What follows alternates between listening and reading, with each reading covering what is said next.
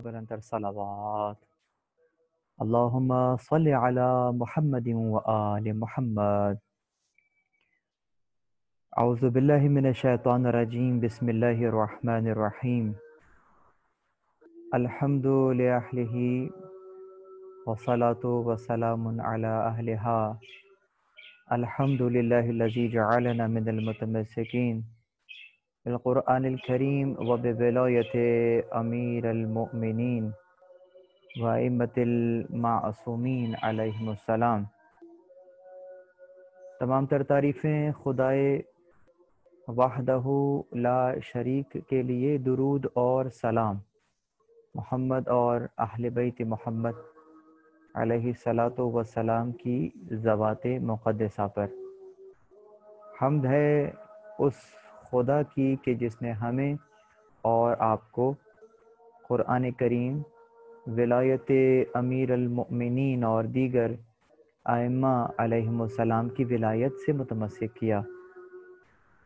عقائد اسلامیہ کے باب میں کی جانے والی گفتگو کا آج 10واں دور ہے، اور اس پورے عشرے میں ہم نے کوشش یہ کی کہ عقائد سے متعلق جو بالکل بنیادی مطالب ہیں کم از کم وہاں سے ہم اپنی بات کا آغاز کریں، تاکہ وہ تمام خواہران کے جو کہ اس وقت اس وادی میں ابھی قدم رکھا ہے اور عقائد کو اس انداز سے نہیں انہوں نے درک کیا ہے، تو وہ اس انداز سے ابتدائی مرحلے سے گزر کے اور پھر اس وادی میں مسلسل پھر آگے سفر کر سکیں، اپنے سفر کو جاری رکھ سکیں. گزشتہ درس میں ہم نے شرک کا موضوع آپ کے سامنے رکھا تھا، اور اس موضوع میں ہم نے دیکھا تھا کہ کس انداز سے ہم نے شرک کی تعریف کی اور شرک کے اقسام ہم نے آپ کے سامنے رکھے تھے. وہیں سے بات کو آگے بڑھاتے ہیں اور آج شرک ہی کے متعلق کچھ اور اہم نکات آپ کے سامنے رکھنا چاہیں گے. شرک میں جس طرح سے ہم نے آپ کے سامنے مختلف زاویوں سے شرک کو بتایا تھا کہ شرک کیا ہے، کب شرک شروع ہو جاتا ہے، تو وہیں سے بات کو انشاءاللہ آگے بڑھاتے ہیں. عہد انبیاء علیہم السلام میں اگر ہم دیکھیں اور ان کے امتوں کا مکالمہ اگر ہم انبیاء علیہم السلام سے دیکھیں اور مقایسہ کریں کہ کس انداز سے مختلف انبیاء کے ادوار میں ان کی امتوں نے کس طریقے سے اپنے دین کو مسخ کیا اور توحید کے باب میں کس قسم کے گناہ کا انہوں نے ارتکاب کیا، تو ہمیں عہد انبیاء میں خالقیت میں جھگڑا نظر نہیں آتا، بلکہ کائنات کا نظم اور نظام چلانے والے کے مصادیق مختلف نظر آتے ہیں. آسان اردو میں کہیں تو یوں کہیے کہ خلق کرنے والے کے اوپر جھگڑا ہمیں زیادہ نظر نہیں آتا، بلکہ جو کائنات کا انتظام چلانے والا ہے، جو کائنات کے امور کو طے کرنے والا ہے، وہاں ہمیں مسائل نظر آتے ہیں. آئیے چند مثالیں لے کر پھر اپنی گفتگو کو مزید آگے بڑھاتے ہیں.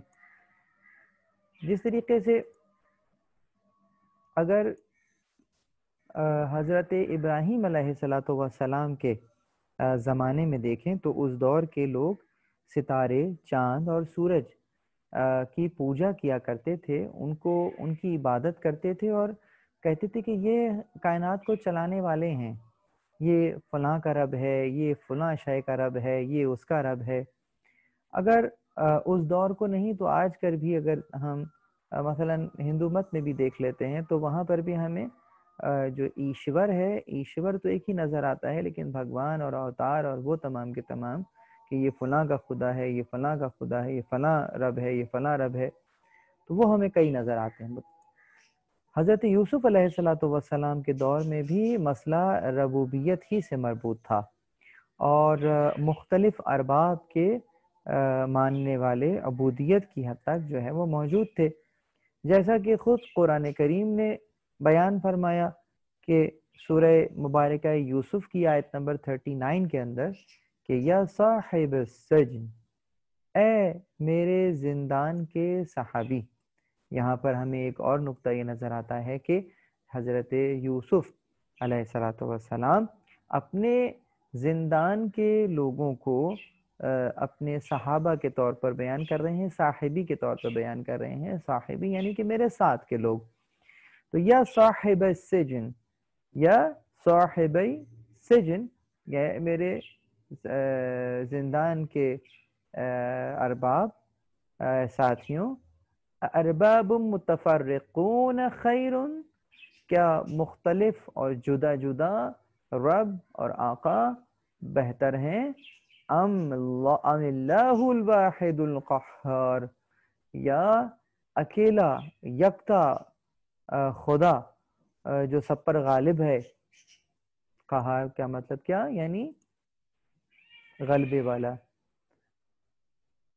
اب یہاں پر سوال یہ پیدا ہوتا ہے کہ ما تعبدون من دونہ الا اسماء، یہ بہت ہی گہرا نقطہ ہے کہ دیکھو جن چیزوں کی تم اللہ کے سوا پرستش کرتے ہو، ما تعبدون من دونہ، یہاں ہی کی ضمیر جو ہے وہ کہاں دوڑ جائے گی، کہاں لوٹ جائے گی؟ یہ خدا کی طرف ہے کہ جو خدا کے مقابلے پر تم جن کو پوج رہے ہو وہ کیا ہیں، ان کی حیثیت کیا ہے؟ کہا الا اسماء، وہ نہیں ہے کچھ بھی جن کی تم اللہ کے علاوہ پرستش کرتے ہو، مگر بس کچھ نام ہیں، سمیتموہا، جو تم لوگوں نے جو ہے نا وہ بس سن رکھے ہیں، وہ صرف نام ہی نام ہیں، جو تم لوگوں نے سنے ہیں۔ وَآبَاؤُكُمْ مَا أَنزَلَ اللَّهُ بِهَا مِن سُلْطَانٍ، جو تم نے اور تمہارے باپ دانا نے رکھ لیے ہیں،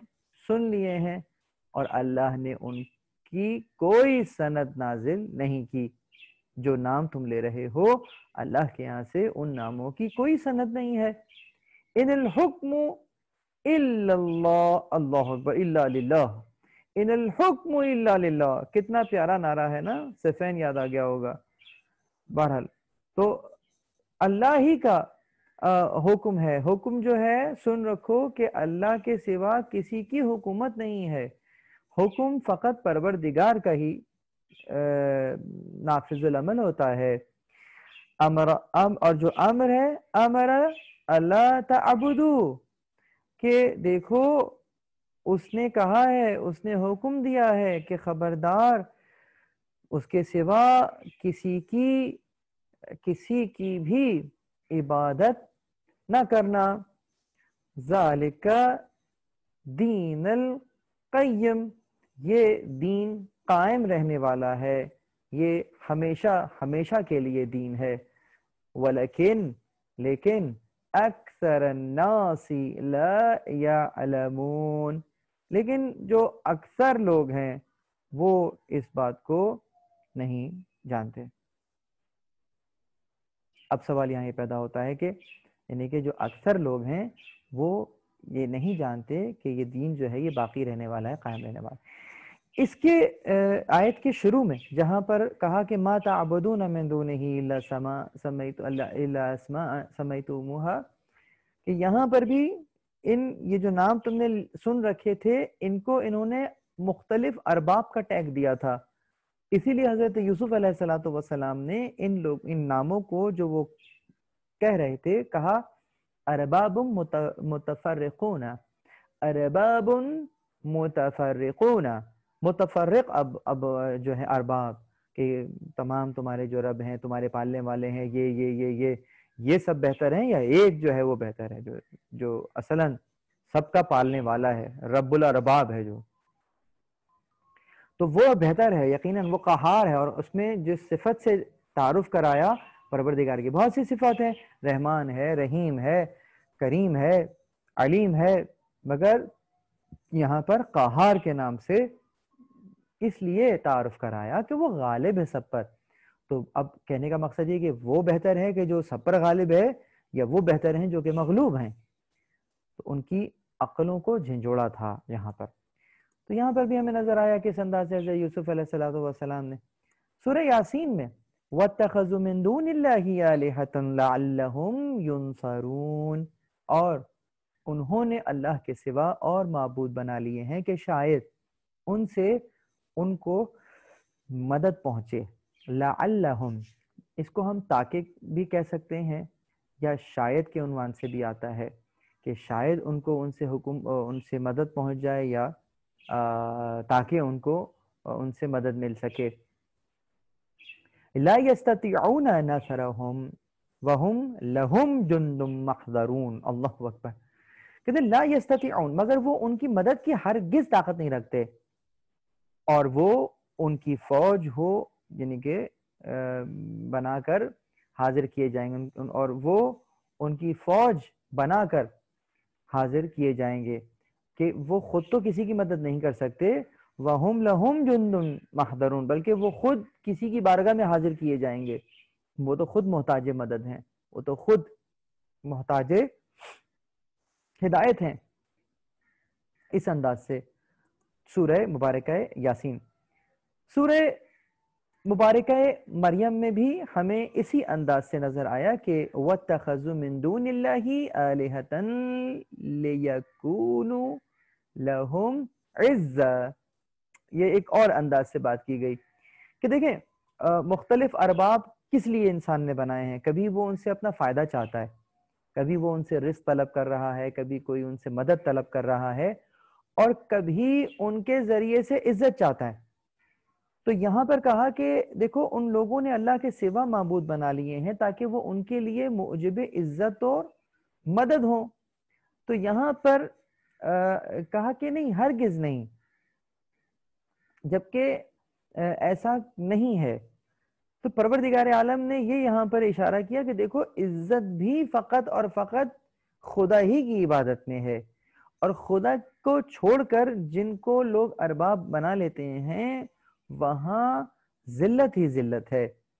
تو یہاں پر بھی ہمیں جو سلسلہ نظر آیا وہ یوں نظر آیا کہ جناب عزت کے لینے کی خاطر اور مدد کے لینے کی خاطر یہاں پر مختلف الہ جو ہے وہ بنا لیے گئے ہیں، جبکہ پروردگار عالم نے واحد القہار اور اس انداز سے اپنا، اور مدد کرنے والا اور غالب کے عنوان سے اپنا تعارف کرایا ہے. پھر سورہ بقرہ کی آیت نمبر 1 یہاں پر دیکھیں 65 کے اندر کہتے ہیں کہ وَمِنَ النَّاسِ مَن يَتَّخِذُ مِن دُونِ اللَّهِ أَندَادًا، اور بعض لوگ ایسے ہیں جو غیر اللہ کو اللہ کا شریک بناتے ہیں، اور اس کے بعد کیا کرتے ہیں يُحِبُّونَهُمْ كَحُبِّ اللَّهِ.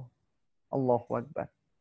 کہ ان سے پھر ایسی محبت کرتے ہیں، اور ان سے اس انداز سے محبت کرتے ہیں جیسے اللہ سے محبت کی جائے.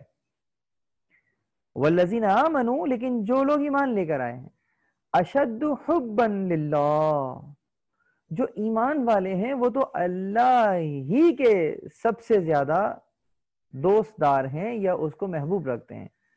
یعنی کہ ان کے دلوں میں اللہ کی محبت کے سوا کسی کی محبت نہیں ہوتی. یہ والی بات سمجھ میں آتی ہے آپ کو کہ ان کے دلوں میں اللہ کی محبت کے سوا کسی کی محبت نہیں ہوتی. اب یہاں پہ میں نظر آتا ہے کہ یہ کون لوگ ہیں جو اس طرح کا کام کرتے ہیں. مثلا اگر کوئی، یہ بہت باریک نقطہ ہے، میں نے عرض کیا تھا یہ شرک بہت خطرناک ہے. دیکھیے تمام تر عزتوں کا منبع، یعنی جہاں سے اصلاً عزتیں ملتی ہیں، وہ پروردگار عالم کی ذات ہے. پروردگار عالم اگر نہ چاہے تو پھر کوئی عزت دے نہیں سکتا. پروردگار اگر ذلیل کرنا چاہے تو کہیں سے عزت نہیں مل سکتی، اور اگر پروردگار عزت دینا چاہے تو دنیا چاہے لاکھ جتن کر لے، عزت پر آنچ نہیں آ سکتی. یہ جسے ہم عزت کہتے ہیں نا، یہ عزت کیا شے ہے؟ عزت یہ نہیں ہے کہ کوئی آپ کے سامنے آئے اور آپ کے ڈر سے، آپ کے خوف سے، آپ کے عہدے کو دیکھ کر اور اس کے بعد آپ کی تکریم کرنے لگے، عزت کرنے لگے. جبکہ عزت تو یہ ہے کہ اگر کوئی، بہت توجہ رہے، کہ اگر کوئی آپ کے بارے میں کوئی بات کہے اور سننے والا جیسے ہی وہ بات سنے تو پلٹ کر اس سے سوال کرے کہ ارے کیا ہو گیا ہے، کس کے لیے کیا بات کر رہے ہو، وہ اس کو قبول کرنے کے لیے تیار نہ ہو. جس طرح سے اگر آپ دیوار پہ کوئی کیل ٹھوکنا چاہ رہے ہو اور دیوار قبول نہ کر رہی ہو اسے، تو کیل ٹھوکنے والے کو کیل ٹھوکنے دیجئے. آپ اپنے کردار کو ایسا بنائیے کہ آپ کے اوپر کوئی کہی بھی بات اثر اس انداز سے نہ ہو سکے، کہ اثر انداز نہ ہو سکے، اس لیے کہ آپ کا کردار جو ہے وہ شفاف ہونا چاہیے. یہ جو کردار ہے، یہ جو آپ کا انداز فکر ہے، اور یہ جو آپ کے افعال ہیں، یہ تمام کے تمام کس کے لیے ہوں گے؟ فقط اور فقط خدا کے لیے. اس کا مطلب یہ ہوگا کہ جب آپ کوئی کام انجام دیں گے تو آپ اس کام کا بدلہ بھی مخلوق سے نہیں چاہیں گے، اس لیے کہ پروردگار کے لیے کام کیا ہے تو پروردگار آپ کو اس کا بدلہ جو ہے وہ دے گا یقیناً. تو جو خدا ہی کو محبوب رکھے گا وہ بدلہ بھی اسی سے چاہے گا، بندوں سے بدلہ نہیں چاہے گا. تو اسی لیے ان کو بسا اوقات پھر دنیا سے امید بھی نہیں ہوتی. امید اسی لیے نہیں ہوتی کہ دنیا اتنی پست ہے، یہ کسی کو کیا عزت دے گی. وَتُعِزُّ مَن تَشَاءُ وَتُذِلُّ مَن تَشَاءُ، عزت اور ذلت تو وہ دیتا ہے. اسی لیے ہم نے تاریخ میں دیکھا کہ گھوڑے تو دوڑے لاشے شبیر پہ، مگر تاریخ نے یزید کو پامال کر دیا. یقیناً اہل بیت علیہم السلام اسیر کیے گئے، دربار میں بازار میں کشا کشا پھرائے گئے، اور حاکم وقت نے چاہا کہ انہیں معاذ اللہ خاکم بدہن ذلیل کرے. لیکن آج تاریخ میں خود اس حاکم وقت کا نام گالی کے طور پر لیا جاتا ہے، دشنام اس کے لیے. اس کا نام جو ہے، اگر کسی سے کہہ دو کہ تم فلاں کی اولاد ہو تو وہ پریشان ہو جائے گا. تو یہ کیا ہے؟ اس کو کہتے ہیں کہ جسے اللہ ذلیل کر دے اسے کوئی عزت نہیں دے سکتا، اور جسے خدا نے عزت دی ہو اس کو حاکم چاہے لاکھ دربار میں لے کر آئے، لاکھ بازار میں پھرائے، خود وہ ذلیل ہو جائے گا. لیکن اہل بیت علیہم السلام کی کرامت میں، تکریم میں، عزت میں اضافہ ہی اضافہ ہوگا. تو بالکل اسی انداز سے کہا کہ وَلَوْ يَرَى الَّذِينَ ظَلَمُوا إِذْ يَرَوْنَ الْعَذَابَ أَنَّ الْقُوَّةَ لِلَّهِ جَمِيعًا وَأَنَّ اللَّهَ شَدِيدُ الْعَذَابِ. وہ تو اب اللہ ہی کے سب سے خوبدار ہیں، اور کاش ظالم لوگ جو بات عذاب کے وقت دیکھیں گے اب دیکھ لیتے. یعنی کہ یہ ایک پروردگار عالم نے پھر یہاں پر ایک اشارہ دیا ہے کہ وَلَوْ يَرَى الَّذِينَ ظَلَمُوا إِذْ يَرَوْنَ الْعَذَابَ، کہ یہ جو اب دیکھ رہے ہیں کاش انہوں نے دیکھ لیا ہوتا. اور اگر یہ کہا ہے نا، یہ کاش، اس کاش کے اندر تو پوری کائنات چھپی ہوئی ہے کہ کاش انہوں نے دیکھ لیا ہوتا. گویا اگر باطنی آنکھ کھل جائے تو یہیں بیٹھے بیٹھے جنت کا اور جہنم کا مشاہدہ ہو جائے، یہیں بیٹھے بیٹھے ائمہ علیہم السلام کی عزت اور جلالت کا مشاہدہ کیا جائے، یہیں بیٹھے بیٹھے منافقین اور کفار کی چیخوں کو سنا جائے کہ جو وہ آگ میں پکار رہے ہیں، چیخ رہے ہیں. لیکن اس کے لیے باطنی طہارت بہت ضروری ہے.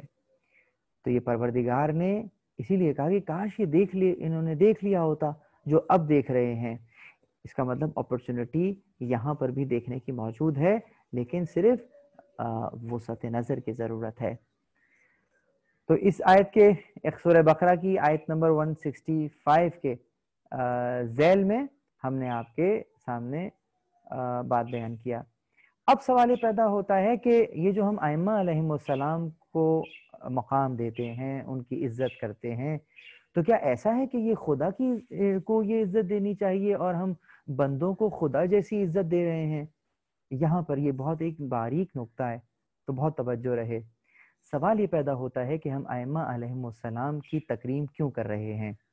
ہم پروردگار عالم کے محبوب حضرت محمد مصطفیٰ صلی اللہ علیہ وآلہ وسلم کی اس بات پر عمل کر رہے ہیں کہ جو کہ انہوں نے اپنی رسالت کے اجر کے طور پر مانگی.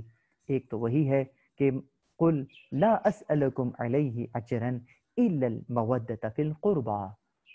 اہل بیت علیہ السلام کی قربت، مودت مانگی جا رہی ہے، قربا کی مودت اجر کے طور پر مانگی جا رہی ہے جو رسول اللہ مانگ رہے ہیں۔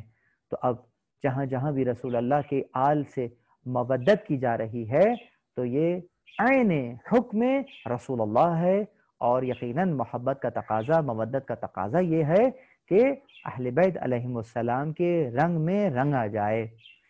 خود رسول اللہ صلی اللہ علیہ وآلہ وسلم کی تکریم اور عزت اور احترام اس لیے ہے کہ ایک تو وہ پاک اور پاکیزہ نفس ہے کہ جس سے قرب حاصل کر کے ہم اپنے کمال کو کسب کر سکتے ہیں اور اپنے کمال تک پہنچ سکتے ہیں، اور وہ جو بات کہہ رہے ہیں اپنی طرف سے نہیں کہہ رہے، خدا کی وحی ہے، خدا کا حکم ہے جو بیان کر رہے ہیں۔ تو یقیناً پروردگار عالم نے آیات کے اندر سورہ احزاب میں کہا بھی ہے کہ ان کی نصرو ہو، نصر ان کی مدد بھی کرو، اور عزو ہو، ان کی عزت بھی کرو، یعنی کہ جو ان کی عزت بھی کرے گا، ان کی مدد بھی کرے گا، یقیناً کامیاب لوگ وہی ہیں۔ تو پروردگار عالم نے فقط مدد نہیں مانگی، عزت بھی مانگی ہے۔ تو اب یقیناً پیغمبر اکرم کی عزت کرنا حکم خدا کے تابع ہے، اور قرابت داروں سے مودت کرنا بھی حکم پیغمبر کے تابع ہے۔ اگرچہ یہ پیغمبر نے حکم دے دیا ہے، یقین جانیں اگر حکم نہ بھی دیتے تو یہ ذوات مقدسہ کا حق تھا، ان ذوات مقدسہ کا حق تھا اور ہے کہ ان سے قربت حاصل کی جائے، اس لیے کہ انسان اپنے کمال تک پہنچنے کے لیے ان بہترین وسیلوں کی طرف یقیناً متوجہ رہے گا تو اس کا سفر آرام سے طے ہو سکے گا۔ دوسری طرف ہمیں ایک روایت نظر آتی ہے کہ من اطاع رجلا فی معصیتہ فقد عبدہ، کہ کسی نے بھی کسی شخص کی معصیت میں اگر اس کی اطاعت کر لی تو اس نے اس کی عبادت کی ہے۔ یقیناً اصول کافی میں باب شرک کے اندر یہ والی حدیث جو ہے وہ موجود ہے۔ اس کا کیا مطلب ہے؟ اس کا مطلب یہ ہے کہ جیسے پروردگار عالم نے ایک حکم دیا ہے کہ یہ کام اس طریقے سے انجام دیا جائے، بالکل اسی طریقے سے دوسری طرف ایک شخص کہے کہ نہیں، اس طرح نہیں، اس طرح یہ کام انجام دیا جائے، تو اس کا مطلب یہ ہوا کہ اس نے خدا کی رائے کے اوپر اپنی رائے کو مقدم کیا، اور ماننے والے نے اللہ کی رائے اور اللہ کے حکم کو چھوڑ کر اس بندے کی بات کو مانا ہے اور اس پر عمل کیا ہے، جو کہ اطاعت نہیں ہے، اس لیے کہ پروردگار کے حکم کو ماننا اطاعت تھا، یہاں پروردگار کا حکم نہ مانا گیا اور پروردگار کے مقابلے پہ جو آ گیا اس کا حکم مان لیا گیا۔ تو گویا اب جو تم نے بندگی کی ہے وہ پروردگار کی بندگی نہیں کی، اس شخص کی بندگی کی ہے، اسی لیے اس کے بندے کہلاؤ گے۔ من اطاع رجلا فی معصیتہ فقد عبدہ۔ یہیں سے بات کو ایک اور طرف لے جاتے ہیں کہ توحید اور شرک کے باب میں چند سوالات جنم لیتے ہیں۔ مثلا توحید اور شرک خواہ وہ نظری ہو یا عملی، نظری کا مطلب تھیوری اور عملی کا مطلب پریکٹیکلی، اس کی دقیق حدود کیا ہیں؟ توحید کیا ہے؟ شرک کیا ہے؟ کہاں سے شرک شروع ہو جاتا ہے اور کہاں توحید ختم ہو جاتی ہے؟ عمل توحیدی کون سا عمل ہے اور کون سا عمل شرک ہے؟ یقیناً کوئی پیرامیٹر تو ہوگا نا جس پیرامیٹر کو دیکھ کر ہم یہ بات کہیں گے۔ تو آیا خدا کے علاوہ کسی موجود پر عقیدہ رکھنا شرک ہے؟ شرک ذات کہلائے گا یہ۔ عملی توحید یعنی کہ یہ جو عمل ہم نے کیا ہے یہ توحیدی عمل ہے یا کوئی شرکیہ عمل ہے؟ اور یہ جو پروردگار عالم نے جو ہمیں اس کے علاوہ اگر ہم کسی کی تکریم کر رہے ہیں تو یا کسی علاوہ موجود کے اوپر اعتقاد رکھ رہے ہیں تو کیا یہ شرک فی ذات خدا ہے؟ کیا ایسا کوئی شرک ہے؟ اور اگر توحید ذاتی کا لازمہ ہے یہ کہ ہم خدا کے علاوہ کسی بھی موجودات پر اگرچہ اس کی مخلوق کے عنوان سے ہی ہو کیا کوئی عقیدہ نہیں رکھ سکتے؟ اور اگر عقیدہ رکھیں گے تو کیا وہ شرک ہوگا؟ یہ جو آپ اسباب کی بات کرتے ہیں، مثلا تاثیر ہے، تاثر ہے، سببیت ہے، مسببیت ہے، اس میں مخلوقات کے کردار پر اعتقاد رکھنا کیا شرک ہے؟ مثلا اگر میں کہوں کہ پانی کو آگ کی حرارت ملے تو وہ ابل جاتا ہے، تو پانی سے آگ سے حرارت ملتی ہے تو پانی جو ہے ابل جاتا ہے، تو کیا یہ شرک ہے؟ کہ حرارت دینے والا تو اللہ ہے، یقیناً پروردگار مسبب الاسباب ہے، اسباب مہیا کرتا ہے، اس حرارت کو، حرارت کی طرف گرمی کو گرمی دینے والا کون؟ پروردگار۔ تو اس پانی کو حرارت کے ذریعے سے ابالنے والا کون؟ پروردگار۔ تو اس نے ذریعہ قرار دیا، پانی کے لیے ذریعہ قرار دیا۔ تو یعنی اگر میں یہ عقیدہ رکھوں شرک والا تو یہ خالقیت اور فاعلیت میں شرک ہوگا، اقسام شرک کی اقسام کے لحاظ سے۔ اب اگر میں کہوں کہ جناب ہر فعل اللہ کا فعل ہوتا ہے، اس کے علاوہ کوئی فعل نہیں ہوتا، تو کیا توحید افعالی کا لازمہ یہ ہے کہ ہم کائنات کے جو سببی اور مسببی نظام ہے اس کا انکار کر دیں، علت اور معلول کا انکار کر دیں، اور ہر اثر کو مستقیماً اور بلا واسطہ خدا سے صادر ہونا تصور کریں، اسباب کے لیے کسی اثر کے قائل نہ ہوں؟ اگر آپ بیمار ہو جاتے ہیں تو علاج کے لیے کیا کرتے ہیں؟ کیا صرف دعا کرتے ہیں یا ڈاکٹر کے پاس جاتے ہیں؟ ڈاکٹر کے پاس جاتے ہیں، تو ڈاکٹر جو آپ کا علاج کرتا ہے آپ ٹھیک ہو جاتے ہیں، تو کیا ڈاکٹر ٹھیک کرتا ہے؟ کہا نہیں، پروردگار کے ہاتھ میں شفا ہے، پروردگار جو ہے وہ کرتا ہے شفی، وہی مرض دیتا ہے، وہی آپ کا وہ آپ کو صحیح کر دیتا ہے، شفا دے دیتا ہے۔ وَإِذَا مَرَضْتُ فَهُوَ يَشْفِينِ، کہ جب میں مریض ہو جاتا ہوں تو وہ شفا دینے والا ہے۔ تو جب شفا وہ دیتا ہے تو ڈاکٹر کے پاس کیوں جاتے ہیں؟ سوال تو ڈاکٹر سبب بنتا ہے، پروردگار ہی شفا دیتا ہے۔ تو وہ لوگ کہ جو اعتراض کرتے ہیں وہ اصلاً یہ اعتراض کر رہے ہوتے ہیں کہ تم جو ہو وہ مردوں سے مانگتے ہو، تم تو قبر پرستی کرتے ہو، تم تو مردہ لوگوں سے لیتے ہو۔ تو بہت توجہ رہے، یعنی وہ یہ کہنا چاہ رہے ہیں کہ جب وہ زندہ ہو تو لے لو، مردہ ہو تو وہ کچھ نہیں دے سکتے۔ تو اس کا مطلب کل جو آپ مانگ رہے تھے ان سے، وہ آپ فقط ان سے مانگ رہے تھے۔ اگر آپ کا نظریہ یہ تھا کہ اللہ ان کے ذریعے سے دیتا ہے، اللہ اصلاً دینے والا ہے، تو یقین جانیے اللہ کو موت نہیں آتی، اللہ ہمیشہ ہمیشہ کے لیے قائم و دائم ہے، اپنی ذات پر قائم ہے۔ تو پروردگار عالم محتاج نہیں ہے کسی بھی مخلوق کا اس انداز سے۔ تو کل بھی آپ خدا ہی سے فیض پا رہے تھے، خدا ہی سے لے رہے تھے، اسی کی توفیق تھی جو ہمارے شامل حال تھی، آج بھی اسی کی توفیق شامل حال ہے۔ کل بھی وجہ وہی صاحب بنے تھے کہ جو کہ ہمارے درمیان تھے، آج بھی سبب وہی صاحب ہیں اگرچہ ہمارے سامنے نہیں ہیں، اس لیے کہ ان کی جو ہستی کا کمال تھا وہ ان کے نفس میں موجود تھا کہ جو کبھی بھی نہیں مرتا، وہ بھی موت کا ذائقہ چکھتا ہے، مرتا نہیں ہے۔ تو آج بھی وسیلہ وہی با کرامت ہستی بنی ہوئی ہے، تو یہ شرک نہیں ہے۔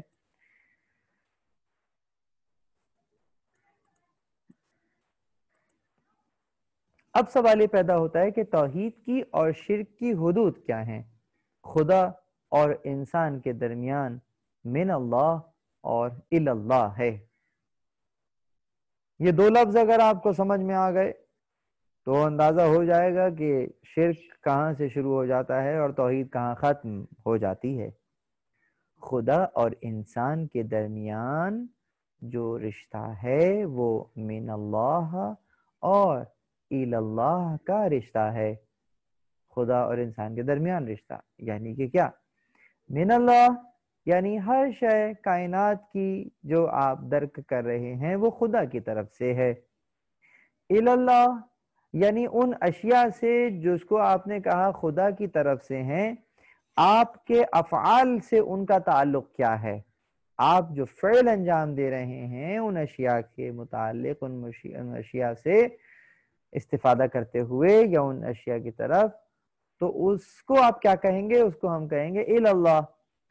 من اللہ توحید نظری ہو گئی یعنی کہ تھیوری ہو گئی، اور الی اللہ توحید عملی ہو گئی، پریکٹیکل ہو گیا۔ گویا کلمہ لا الہ الا اللہ کی توحید نظری من اللہ ہے اور توحید عملی الی اللہ ہے. اسی لیے جو فعل انجام دیتے ہیں اس میں نیت اگر تکرار کر رہے ہیں تو آپ کہتے ہیں قربتاً الی اللہ. یہ الی اللہ ایکشنز کے اوپر عموماً اس انداز سے آپ کر رہے ہوتے ہیں کہ جو کام بھی انجام دیتے ہیں تو الی اللہ، خدا کے لیے، خدا کے لیے، قربتاً الی اللہ وہ بھی اللہ ہی کی قربت کے لیے کرتے ہیں. تو پریکٹیکلی توحید ہر وہ کام ہے کہ جو کہ فقط اور فقط پروردگار کے بارگاہ میں حاضر ہو کر کیا جائے. سورہ مبارکہ مائدہ کی 35ویں آیت کے اندر بیان ہوا یبتغون الی ربہم الوسیلہ ایہم اقرب، یعنی کہ ایک اور جگہ کے اوپر یہ بھی کہا کہ وابتغوا الیہ الوسیلہ، کہ اس کی راہ میں وسیلہ تلاش کرو. سورہ مائدہ کی 35ویں آیت کے اندر ذرا کھول کر بیان کر دیا اور کہا یبتغون الی ربہم الوسیلہ، یبتغون الی ربہم الوسیلہ ایہم اقرب، کہ جو کوئی بھی، یعنی کہ جو سب سے زیادہ قربت رکھتا ہو خدا کے ساتھ، خدا کے نزدیک، اس کو وسیلہ کے طور پر اپنا لو. تو اس کائنات کا جو سبب قرار پایا کہ لولا کلم خلقت الافلاک، اگر اے میرے حبیب اگر تو نہ ہوتا تو میں کچھ خلق نہ کرتا، اگر انہی کو وسیلہ بنایا جائے تو یقیناً یہ تمام وسیلوں میں سب سے اقرب والا وسیلہ ہے. اگر ان کی آل کو وسیلہ بنایا جائے کہ جس کے لیے کہا گیا کہ لحمک لحمی ودمہم دمی یؤلمنی ما یؤلمہم ویحزننی ما یحزنہم انا حرب لمن حاربہم وسلم لمن سالمہم وعدو لمن عداہم ومحب لمن احبہم انہم منی وانا منہم، کہ جہاں اتنے لوگوں کو یہ سند مل جائے کہ ان کا گوشت میرا گوشت ہے، ان کا خون میرا خون ہے، ان سے کی صلح میری صلح ہے، ان سے حرب، ان سے جنگ میرے سے جنگ ہے. تو بس اس انداز سے یہ لوگ مجھ سے ہیں، میں ان سے ہوں.